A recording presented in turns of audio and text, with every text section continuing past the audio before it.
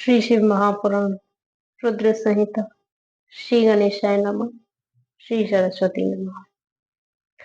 ब्रह्मा जी का रुद्र देव से सती के साथ विवाह करने का अनुरोध श्री विष्णु द्वारा अनुमोदन और श्री रुद्र की इसके लिए स्वीकृति। ब्रह्मा जी कहते हैं श्री विष्णु आदि देवताओं की हुई उस स्तुति को सबकी उत्पत्ति के हेतुभूत भगवान शंकर बड़े प्रसन्न हुए और जोर जोर से हंसने लगे।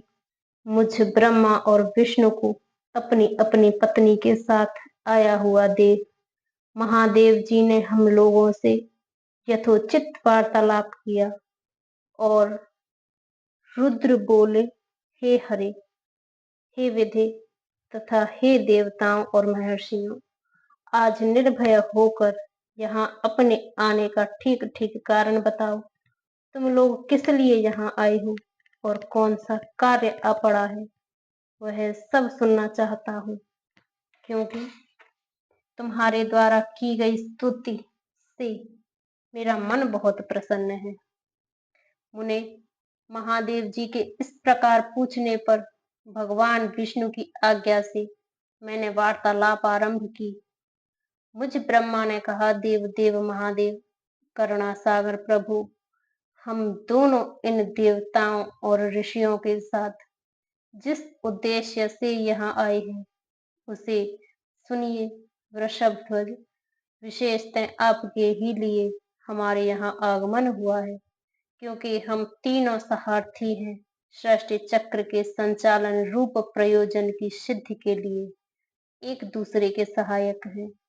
सहार्थी को सदा परस्पर यथा योग्य सहयोग करना चाहिए, अन्यथा यह जगत टिक नहीं सकता। महेश्वर, कुछ ऐसे असुर उत्पन्न होंगे जो मेरे हाथ से मारे जाएंगे, कुछ भगवान विष्णु के और कुछ आपके हाथों नष्ट होंगे। महाप्रभु, कुछ असुर ऐसे होंगे जो आपके वीर्य से उत्पन्न हुए पुत्र के हाथों से ही मारे जा सकेंगे। प्रभु, कभी कोई विरले ही असुर ऐसे होंगे जो माया के हाथों से द्वारा वध प्राप्त होगी।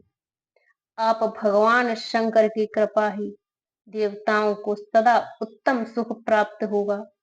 घोर असुरों का विनाश करके आप जगत को सदा स्वास्थ्य एवं उभय प्राप्त करेंगे।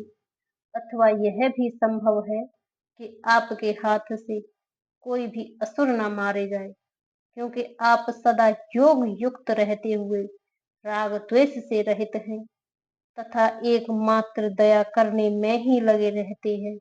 ईश, यदि वे असुर भी आराधित हों, आपकी दया से अनुग्रहित होते रहें, तो सृष्टि और पालन का कार्य कैसे चल सकता है।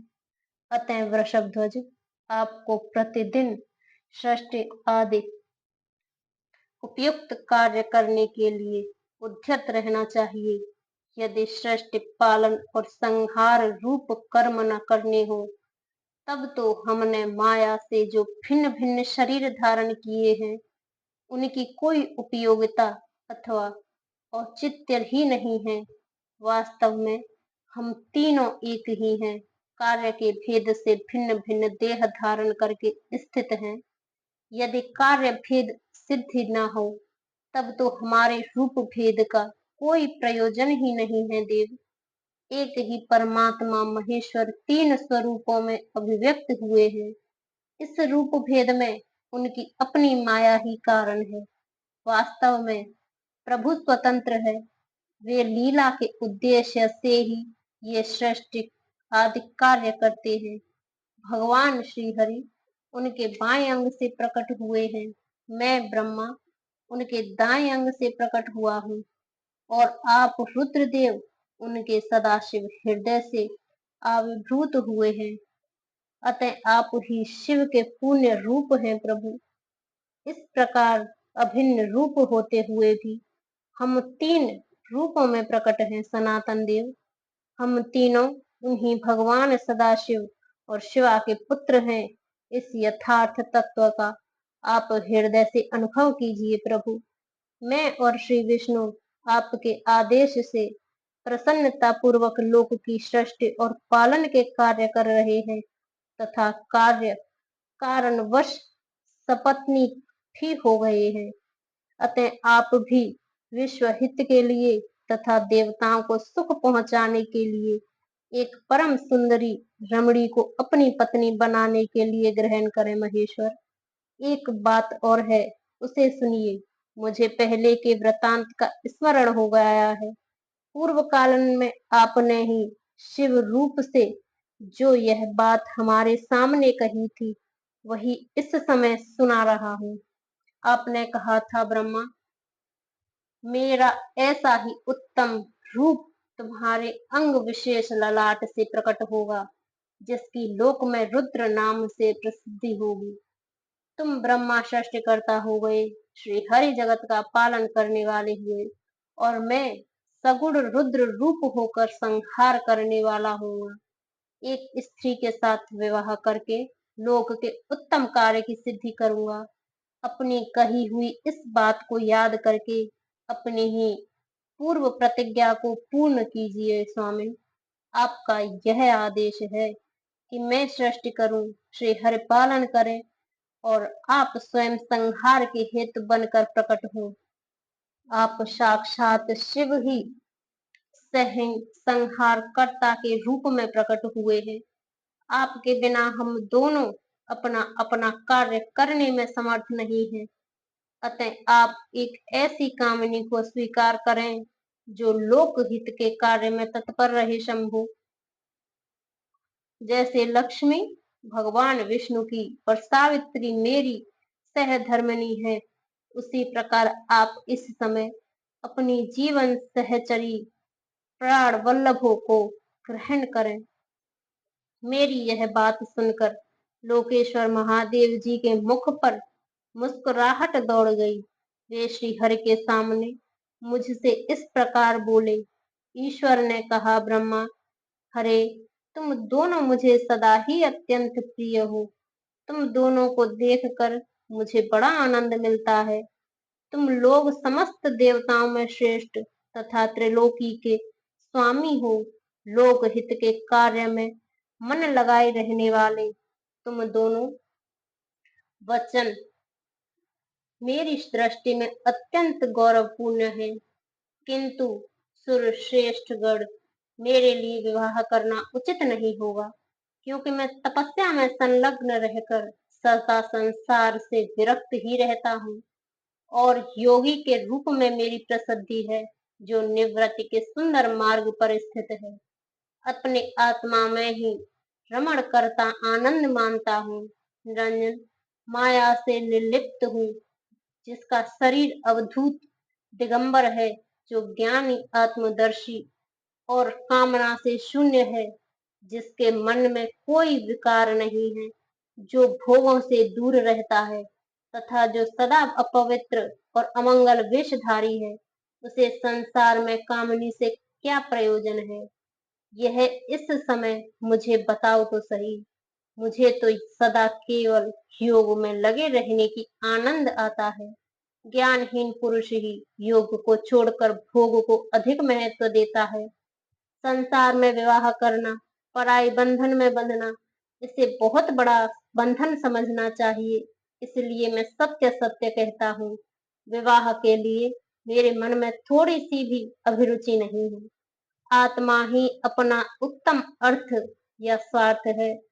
उसका भाली भांति चिंतन करने के कारण मेरी लौकिक स्वार्थ में प्रवृत्ति नहीं होती। तथापि जगत के हित के लिए तुमने जो कुछ कहा है, उसे करूंगा। तुम्हारे वचन को गरिष्ठ मानकर अपनी कही हुई बात को पूर्ण करने के लिए मैं अवश्य विवाह करूंगा, क्योंकि मैं सदा भक्तों के वश में रहता हूँ।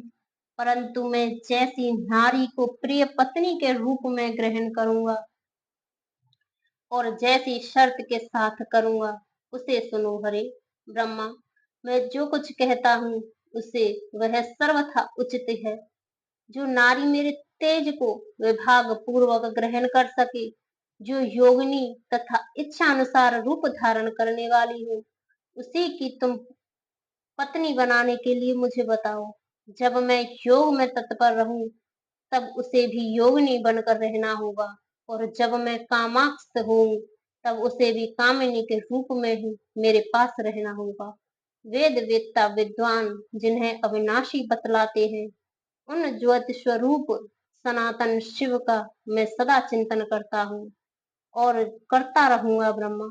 उन सदाशिव के चिंतन में जब मैं न लगा हूँ, तभी उस भामिनी के साथ मैं समागम कर सकता हूँ।